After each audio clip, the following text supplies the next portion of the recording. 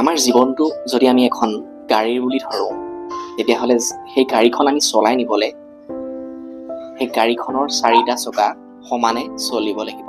গাড়ীখনৰ যদি এটা চকা বেয়া হৈ যায়, তেতিয়া আমি গাড়ীখন ৰাস্তাত কেতিয়াও চলাই নিব নোৱাৰোঁ। মানে আমাক এটা হলিষ্টিক লাইফ লাগিব।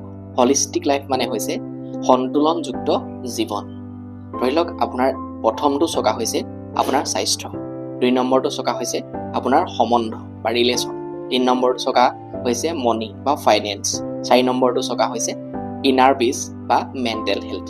যদি আমি এটা চকাতে গুৰুত্ব দিওঁ, ধৰি লওক আপুনি সম্বন্ধত গুৰুত্ব দি আছে, যদি বাকীকেইটা চকা আপোনাৰ নাই, যদি পইচা নাই, আপোনাৰ মনৰ শান্তি নাই, যদি আপোনাৰ সুস্বাস্থ্য ভাল নহয়, তেতিয়াহ'লে আপুনি কেতিয়াও আগবাঢ়ি যাব নোৱাৰে। গতিকে 4টা চকাতে আপুনি সমানে গুৰুত্ব দিব লাগিব।